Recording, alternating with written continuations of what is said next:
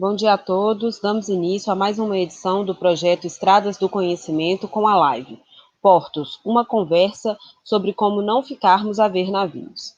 Com a palavra, o presidente da Comissão de Direito de Infraestrutura da Ordem dos Advogados do Brasil, Seção Minas Gerais, doutor Alexandre Sion, para abertura e condução dos trabalhos. Bom dia a todos, muito obrigado, Camila. Obrigado pela presença de todos. Vou falar rapidamente sobre a comissão, depois da palavra do Túlio. Esse é um projeto da Comissão de Direito de Infraestrutura da UAB de Minas Gerais, uma iniciativa da nossa secretária-geral, Janaína. Já está aí, como sempre, muito participante, já deu bom dia, o Luciano Ribeiro Rodrigues também, parabenizou pelo evento, tem aqui o chat da comissão, tem a Raquel Silva, enfim, nós vamos poder falar com todo mundo. O Túlio é membro da comissão, é advogado, vai falar sobre um assunto que, infelizmente, está no noticiário, esse assunto até foi escolhido por ele antes dos noticiários recentes, é uma infeliz coincidência. E Túlio, então, eu acho que a gente podia já começar, se você pudesse falar para a gente um pouquinho do acidente no porto no Líbano, que que a gente tem, o mundo inteiro tem visto e comentado, e falasse como, de alguma forma, isso pode ser uma preocupação para o Brasil ou não, e como é a nossa infraestrutura portuária. Se você pudesse começar com esses questionamentos, eu te agradeço. Com a palavra a você, Túlio, por favor. Bem, senhor, bom dia. Obrigado a você e à comissão pelo convite da gente estar aqui fazendo esse bate-papo, né, sobre a questão portuária. Infelizmente, como você mesmo disse, o tema foi sugerido antes mesmo de acontecer esse episódio de anteontem em Beirute, e o episódio mostra muito bem no que a má gestão portuária pode resultar, né? Pelo que foi apurado até agora, o que aconteceu ali foi uma negligência da autoridade portuária ao permitir que no mesmo espaço ficassem armazenados produtos inflamáveis, parece fogo de artifício, e nitrato de potássio, se não me engano, né, que é utilizado na indústria de fertilizantes. E é um longo tempo, ou seja, a negligência não foi ontem, ela tem, parece que 14 anos que esses produtos estavam lá mal armazenados, ou seja, a falta de um cuidado, a falta de uma regulação correta acabou dizimando metade da cidade de Beirute, né? Causando uma centena de mortes e deixando milhares de feridos. Ou seja, o episódio mostra de uma maneira muito trágica o cuidado que se tem que ter com a gestão dos portos, tá? A responsabilidade que envolve, porque o porto, ele é ao mesmo tempo uma área de conexão, né? Ele é o ponto de interligação do país, da cidade, com o resto do mundo, e também uma fronteira, né? Então, o cuidado, as diligências que as autoridades têm são muito grandes. E a outra coincidência, já tomando essa questão portuária também como gancho, é que nós estamos vivendo hoje uma crise sanitária com o Covid-19, e no início do século XX, uma questão portuária indiretamente também causou um dos maiores conflitos sanitários do Brasil, que foi a revolta da vacina. Tá? A revolta da vacina, na primeira década do século XX, ela foi causada porque o governo federal ele queria reformar o centro do Rio de Janeiro, retirando os cortiços, as favelas, para poder ampliar o porto, que naquela época era uma limitação às importações, ao comércio internacional. Tá? E isso causou uma revolta na população, você teve conflitos durante uma semana, quebra-quebra, pessoas mortas, e, indiretamente, esse assunto também está ligado à questão portuária, para você ver como é que a questão portuária ela é fundamental, né? Basta dizer que quando a família real veio para o Brasil, a primeira coisa que ele fez, que Dom João VI fez, foi abrir os portos às nações amigas. Tá? Então, o assunto portos, ele não tem muita atenção do grande público, mas ele é de extrema importância. Por quê? porque o comércio internacional, o tráfego, tanto marítimo quanto fluvial, tá, é que viabiliza a geração de recursos no país. No Brasil, desde o século XVII, todo o tráfego comercial entre os chamados sertão, né, e a costa, o litoral, era feito através de rio. Em Minas Gerais, o acesso, por exemplo, das cidades, das vilas do norte do estado até a capital, Rio de Janeiro, era através de rio, via de São Francisco, Rio das Velhas. Então, você tem uma função muito importante, né? É um eixo logístico e um eixo de desenvolvimento muito importante. E a questão portuária é onde tudo isso, né, se esteia, ou seja, é ali no porto que faz essa troca de mercadorias, essa troca de experiências e até de culturas mesmo. Né? Muito bom. Eu aqui só dar outros bons dias. A Raquel, o Sérgio Feng, falando do Porto de Fang, do Porto de Santos. Léo Gandara, nosso colega. Vou pedir a todos, quem tiver perguntas, que as façam, nós teremos prazer de encaminhá-las ao Túlio para que possa responder. Então, Túlio, fala um pouquinho como é que está a nossa situação da infraestrutura portuária no Brasil e quais as perspectivas. Olha, durante muito tempo a infraestrutura portuária foi um problema seríssimo, tanto na parte de infraestrutura propriamente dita, quanto na parte regulatória. Tá? O excesso de intervenção estatal gerou não só uma confusão regulatória, ok? Como uma carência de investimentos. Tá? Fora que você concentrou tudo em estatais, cuja administração era muito complicada. A partir de 93, você começa a ter uma mudança de rumos, tá? Até chegar em 2013 com a Lei 2.830, que é o marco, vamos dizer assim, o marco de modernização dos portos brasileiros, tá? Que é um movimento, Sion, também internacional. A questão portuária, esse desenvolvimento, a evolução da questão portuária e as demandas, elas não estão restritas ao Brasil, tá? Elas é um assunto que confronta o mundo inteiro, ok? Então, em 2013, foi editada a Lei 12.830, em que ela estabelece com que objetivo? Primeiro, ampliar a infraestrutura, a disponibilidade de infraestrutura. Tá? Segundo, expandir os investimentos, atrair investidores e expandir os investimentos, que isso é um calcanhar de Aquiles na questão portuária. Ok? Você tem que garantir infraestrutura, mas são infraestruturas caras. Só para dar um exemplo, hoje você tem os grandes cargueiros, eles não comportam mais calados inferiores a 14 metros. Eles têm calados superiores a 14 metros. Então, ou seja, a profundidade do porto, né, você tem que aumentar a profundidade do porto. Então, um porto como Santos, né, necessita urgentemente de obras de manutenção, de recapacitação, para quê? Para receber esses grandes cargueiros. Tá? E isso é um problema também, porque se você não tem um porto eficiente, você acaba desviando o comércio para outro lugar. Tá? Depois você teve o objetivo também de reduzir custo. Aumenta a competição e reduz custo. E no final, você tentou eliminar barreiras de entrada. A concorrência também é um grande problema hoje no setor portuário. Tá? Principalmente você conciliar o interesse dos administradores dos terminais e dos grandes transportadores. Tá? E do próprio governo. Porque no caso brasileiro, pelo menos na minha leitura, existe uma questão peculiar que o Estado vê o porto como um braço de arrecadação. Então, ele quer intervir ali para poder arrecadar. E isso dificulta, isso reduz a competitividade. Tá?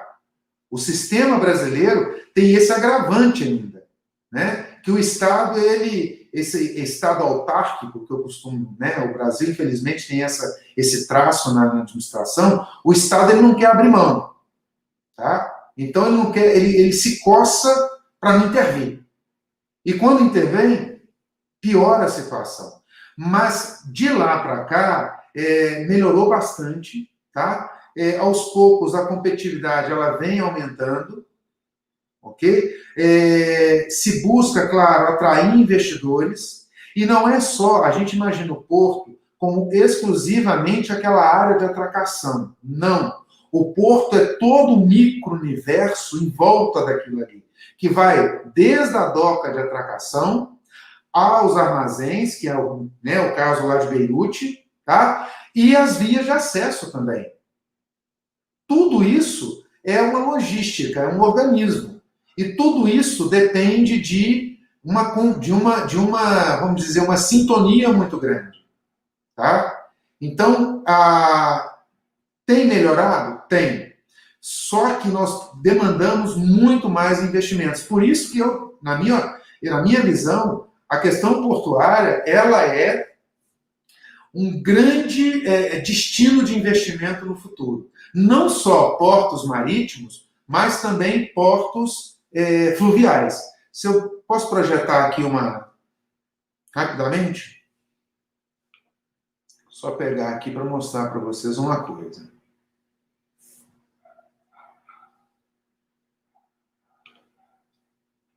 Vocês estão vendo?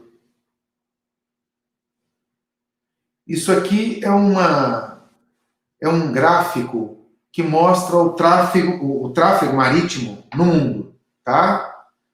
Aqui dá para ver, cada pontinho desse é um navio, ok? Vocês veem aqui essa rota, vocês veem, olha como é a rota China-Estados Unidos, costa oeste dos Estados Unidos, tá? E depois essa rota aqui da sul da África, mesma coisa, tá? E levando produtos. Todos esses navios aqui, eles querem o quê? Um porto eficiente e barato, como eu disse. Então a gente tem que se mobilizar para organizar o Brasil com portos que possam receber esses navios. Agora, eu chamo a atenção, aí mais olhando para a logística interna, para esse mapa aqui, entendeu? É uma comparação das rotas fluviais dos Estados Unidos com as rotas fluviais do Brasil.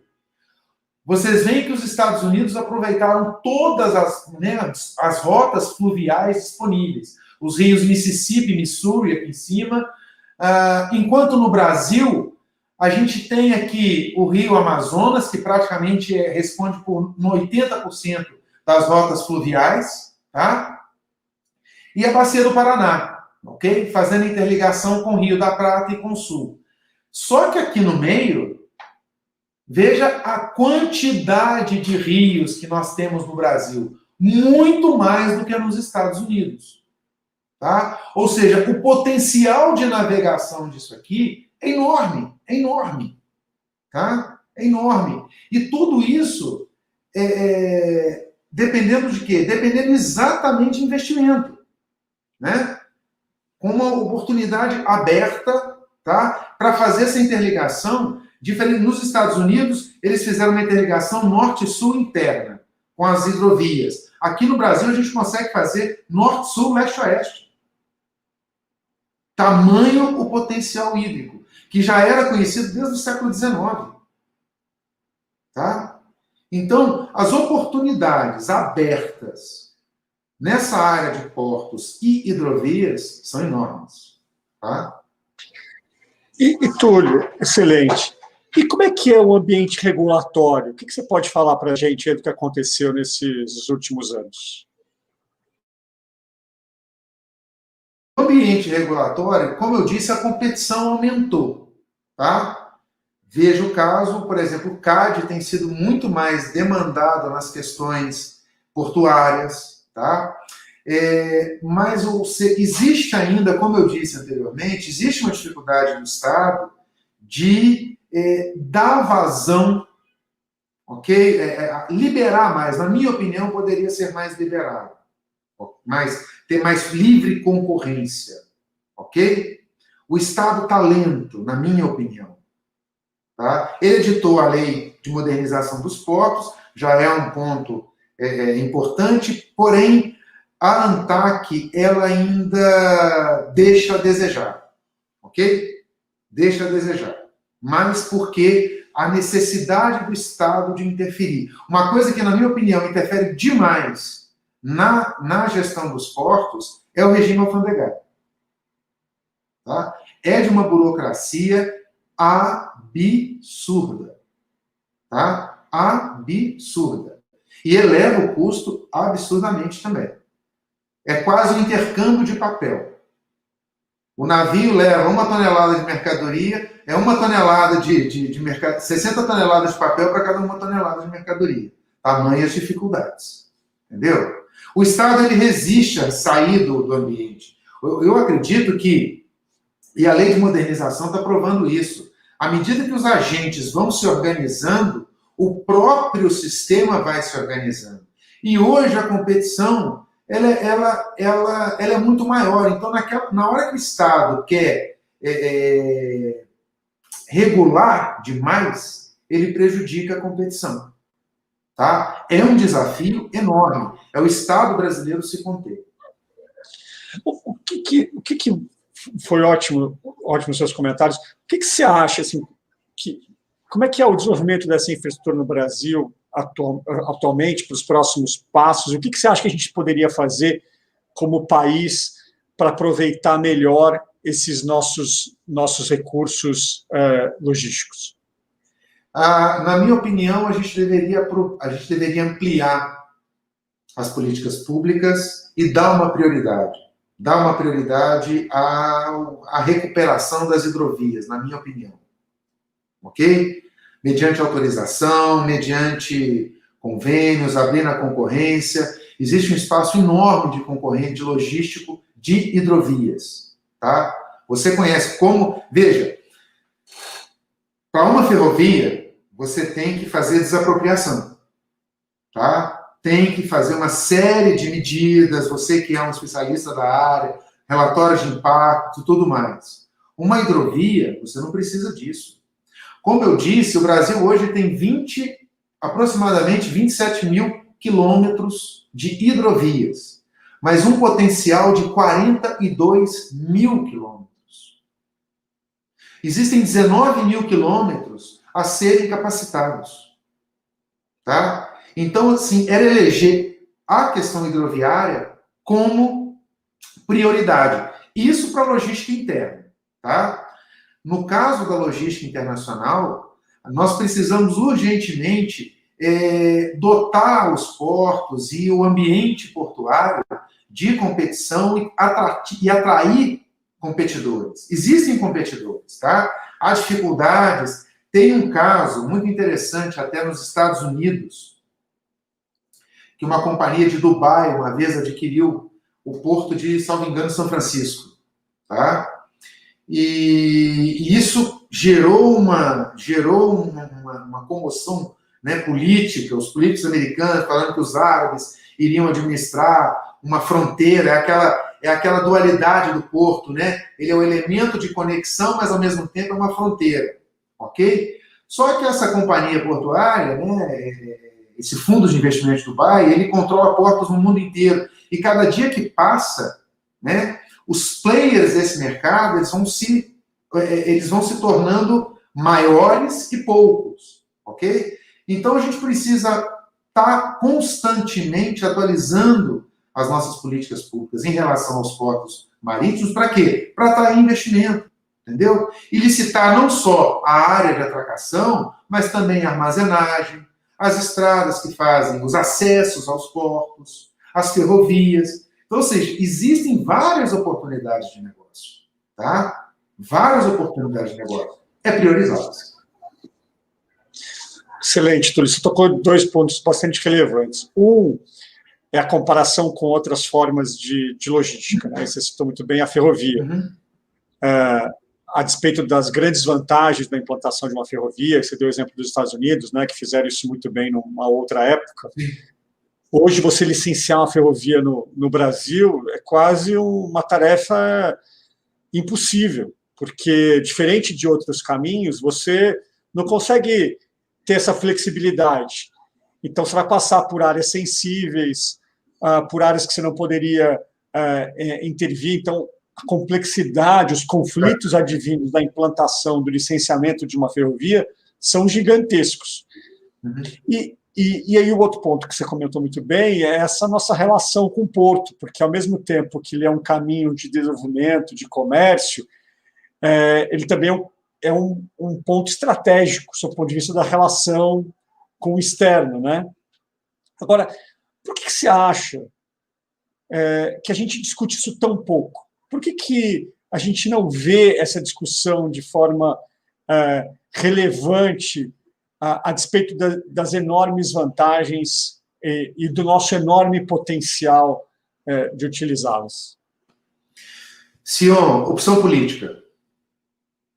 Tá? Opção política equivocada. Me assusta como nós regredimos em termos de pensar a infraestrutura do país. Se você voltar um século atrás, né, a gente está falando aqui século XIX, início do século XX, século XIX principalmente, tá? Eu falei, todo o tráfego de mercadorias entre o interior do Brasil e a costa era feito através dos rios. Nos pontos, tem um historiador, um explorador britânico famoso, Richard Francis Button, tá? Ele era oficial da Companhia das Índias, veio para o Brasil para ser cônsul. E tem um livro dele, Viagem de Canoa de Sabará à Foz do Rio São Francisco. O livro nada mais é do que um mapeamento de todo o curso do Rio São Francisco, indicando, inclusive, latitudes, profundidades, exatamente para se estabelecer portos. E, de repente, nós simplesmente deixamos de lado os portos e focamos no rodovias, que também não resultaram em nada, né? As rodovias, por exemplo, que foram para a região norte, agora que elas estão na BR-163, que liga o Rio Grande do Sul ao Pará, agora que ela está sendo entregue. Tá? Nos Estados Unidos, e engraçado que nós tivemos a mesma preocupação dos Estados Unidos no século XIX. Só que chega o Brasil no início do século XX e rasga tudo e faz uma opção completamente equivocada. Entendeu? Totalmente equivocada. Sim, é assustador. Tá? Agora, tem tempo ainda? Tem. Você vai numa cidade como Pirapora, Pirapora era um porto ativo. Comércio de algodão do Vale do São Francisco era escoado pelo Rio São Francisco. Você, por exemplo, o comércio de gado, tá? Rio São Francisco. E tem também um certo protecionismo, aí a questão do comércio mundial. Só que um detalhe, hoje nós não precisamos de porto porque o país não está crescendo. A gente está passando por um momento grave. Não precisamos assim, nós não temos uma demanda. Nós estamos passando por uma recessão severa desde 2015. Se o país crescer a 3%, a riqueza entra pelo país é pelo porto. Ela sai do país é pelo porto.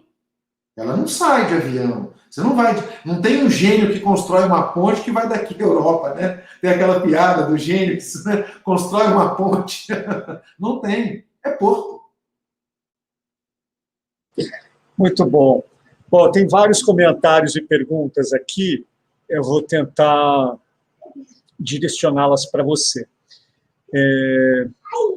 O Sérgio Fang, que aliás agradeço, fez vários comentários aqui, ele disse: as divisas de um país não saem por aviões e sim pelos portos, exatamente aquilo que o Túlio acabou de falar, assim foi colonizado o país do litoral para o centro. Fábio Lima, de Patinga, bom dia. Ainda o Sérgio Fang, a iniciativa privada é a solução, nosso modelo está mudando, mas precisamos ser mais rápidos. Pierre, nosso colega de comissão, seja muito bem-vindo. Ele tem duas perguntas, e aqui eu vou começar com elas e depois eu passo para as outras, Túlio. A situação dos acessos aos terminais portuários são os maiores problemas dos portos. Como resolver isso? Pois é interessante porque, como eu disse, o porto, tá, ele não só é a relação externa, como também interna, principalmente com a cidade, ok?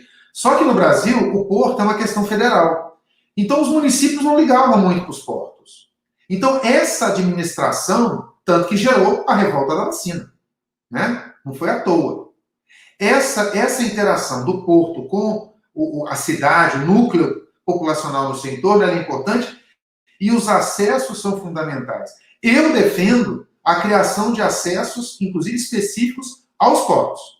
Lá fora, por exemplo, na Inglaterra, os comerciantes, eles se uniam lá no século XVII, século XVIII, século XIX, eles se uniam e eles criavam essa infraestrutura, entendeu? Eles se organizavam. Tanto que é comum você ver Port Authority e por aí vai, e funcionavam mais ou menos como é a Companhia Docas, né? Sociedade de Economia Mista, mas bem mais geridas. Então, aquilo ali ele vai regular o armazém, ele vai regular a via de acesso, porque é fundamental, igual você disse, é ferrovia, é rodovia, é caminhão chegando, é ferrovia. O Porto Marítimo, ele faz a integração norte-sul, mas você precisa de ferrovia para fazer a leste-oeste, tá? A leste-oeste, e precisa dos caminhões para estar cobrindo isso aí. O problema aqui no Brasil é que a gente faz de caminhão norte-sul. Isso é irracional. É carregar o país de formiguinha. É irracional. Né? Então, assim... Não, desculpa, pode concluir. É importante esse acesso, tá? Inclusive, deveria ser um ponto de competição dentro da questão portuária, de você licitar mesmo aquele acesso, ok? Colocar e a empresa ter uma receita de acordo com os acessos, ou seja, você pensando, você tem várias oportunidades de negócio. Agora, o Estado brasileiro ele tem que se conter, tá? E entender que os agentes eles têm condição de se organizar.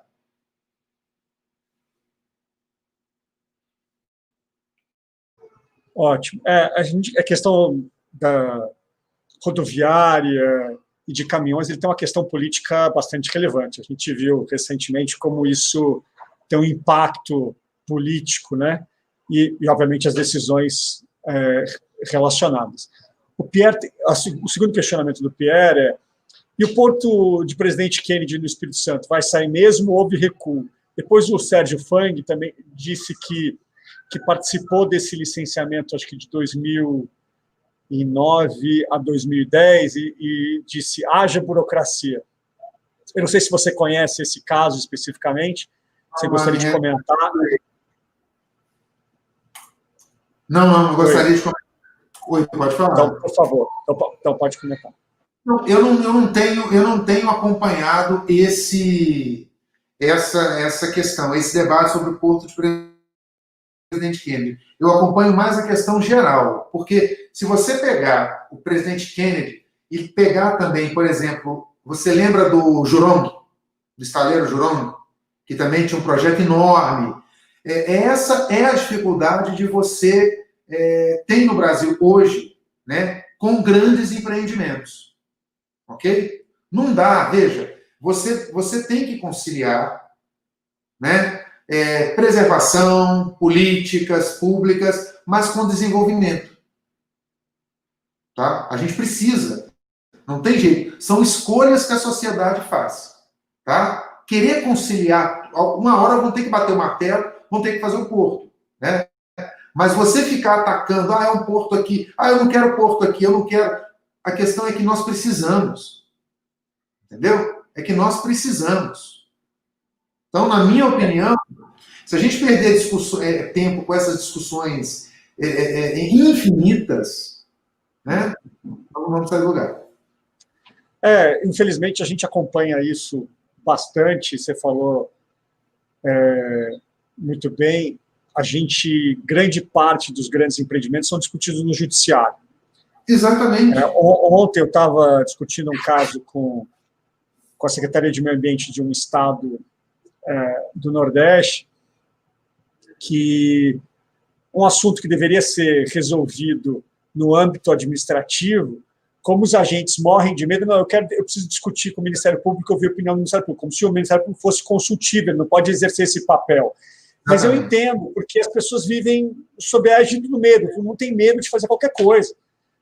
Seja de judicializar, seja de sofrer uma ação de improbidade, seja de sofrer uma ação criminal. Então, é uma discussão certamente muito mais profunda. Nós estamos caminhando para o nosso final, tem muitos comentários, se você me permitir, Túlio, eu vou fazer as perguntas na sequência, e aí se você puder tentar relacionar essas respostas, eu te agradeço. Vou fazer os comentários e faço as perguntas. Então, o Sérgio Fang disse: Santos precisa de um projeto de águas profundas, e até um ponto que você comentou, e não gastar 250 milhões para manter o calado de 15 metros. Depois da pergunta do Luciano, que eu vou voltar. O Sérgio Fang disse: a hidrovia é o que faz o americano ser competitivo, e emendou: para ser competitivo tem que se esforçar mais que reduzir o custo do Brasil. Ainda o Sérgio Fang: hoje temos o projeto Porto sem papel em curso. A Renata: parabéns pelo evento, pelo excelente evento. Obrigado, Renata. Bom, tem vários comentários do Sérgio. Vou lhe pedir licença, Sérgio, só para comentar os outros aqui. Mas ele disse: o Porto de Itajaí é administrado pelo município. Presidente Kennedy, mineroduto similar ao Porto de Açu, muito próximo um do outro. Essa cidade vive de royalties e tem a primeira ou a segunda melhor renda per capita do Brasil. Eu até conheço bastante a questão do Porto, eu participei desde o início aí do licenciamento, como também dos projetos do mineroduto, enfim, participei pessoalmente de todos esses processos. A Mariana, Deus parabéns. Tem a pergunta do Léo Gandara, então eu vou fazer, acho que tem 2 questionamentos aqui para a gente finalizar. Um do Luciano: obrigado, sempre participa. Qual que é a importância dos portos localizados no interior do nosso país, ou seja, os portos secos, por exemplo, o Porto Seco em Varginha, onde ele reside? Como Minas Gerais está posicionado nesse cenário? Esse é um questionamento. E eu vou fazer o segundo, e aí você responde, por gentileza. Cadê? Do Léo. Túlio, você não acha que os Leonardo Gandara, você não acha que os entraves portuários em um país de costas marítimas gigantes são devidos à nossa característica de fechamento para o comércio? Então, depois, se quiser que eu volte a pergunta, eu volto, mas essas são as 2 perguntas que eu gostaria que você, por favor, comentasse. Eu vou começar pela última, porque, bem, eu falei exatamente isso. Tá? O nosso viés protecionista, em parte, é responsável pela essa negligência em relação aos portos. Tá? Só que, sem comércio, não tem vida. O mundo cresce com o comércio internacional. Se engana que protecionismo faz crescer. Não. Protecionismo é o pior dos mundos. Tá? E hoje em dia, aquele mapa que eu mostrei do tráfego marítimo mostra isso, você vê isso claramente. Tá? Aquilo ali é um carrossel. É comércio o tempo todo.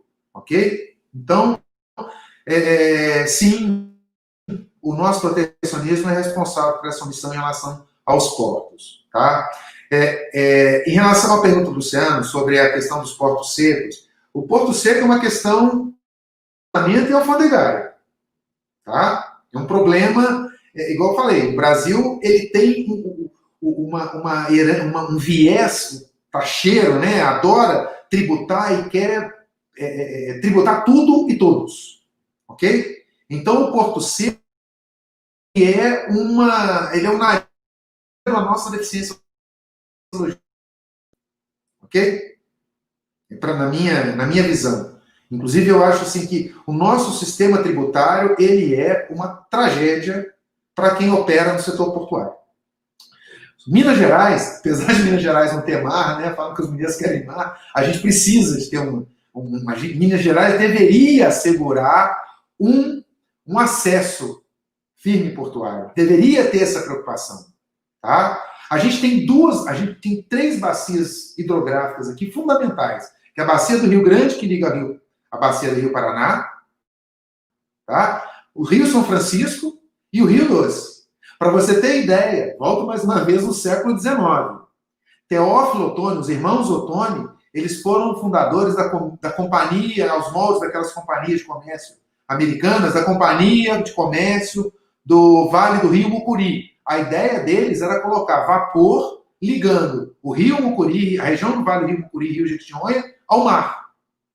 Então essa tem que ser uma preocupação. E aí a gente também vai para o processo de privatização em 97, onde, para tornar as companhias privatizáveis mais atrativas, você acabou integrando tudo, desde do potencial que é ser privatizado até a logística. Então, assim, é fundamental, fundamental. A gente tem que ter uma saída para o mar, a gente tem que ter um porto. Minas tem que ter um porto, nem que seja de rio. Muito bom, muito bom. Então, o Poggiali aqui deu os parabéns, obrigado ao colega da comissão sempre ativo, Guilherme Poggiali.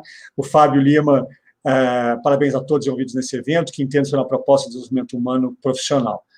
Bom, Túlio, quero te agradecer demais, foi um excelente bate-papo. Não, rapidamente. Você falou sobre a intervenção do Ministério Público e do Judiciário. Tá? O Ministério Público não é responsável por política pública. Isso é um grande erro de atuação deles. E mais causa problemas do que ajuda. Tá? E o Judiciário, quando for examinar a política pública, ele tem que tomar cuidado. Porque uma decisão dele pode causar um estrago enorme. Era esse o comentário que eu queria fazer. Obrigado. Não, eu acho que isso é um assunto bastante relevante e eu tenho muito conforto de discutir a respeito. Eu, com orgulho, discuto nos congressos do Ministério Público, da magistratura, como dos congressos da advocacia, né? Até porque a gente acaba fazendo essas coisas separadas, ao invés de discutir em conjunto, né? Que eu acho que é uma proposta relevante. Eu acho que o Ministério Público tem um papel fundamental na sociedade. Mas, como todo grande poder, ele tem que ser usado com parcimônia, né? Eu sempre lembro o tio do Peter Parker, que dizia o quê para ele? Grandes poderes vêm com grandes responsabilidades. Então, a gente tem que tomar esse cuidado, porque tudo que a gente faz tem reflexos, e tem reflexos relevantes para a sociedade, porque, no final das contas, são escolhas que a gente faz, e a gente tem que viver com elas, né? Então, a gente precisa fazer essas escolhas de forma bem feita e não de forma inconsequente. Então, a gente precisa, às vezes, repensar esse nosso modelo. Mas acho que é uma discussão para um outro evento.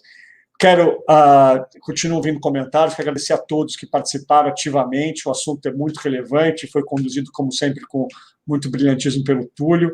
Agradecer o seu tempo. Esse vídeo vai ficar disponível aqui no canal da Comissões, como também no canal da Comissão de Infraestrutura da OAB de Minas, no YouTube.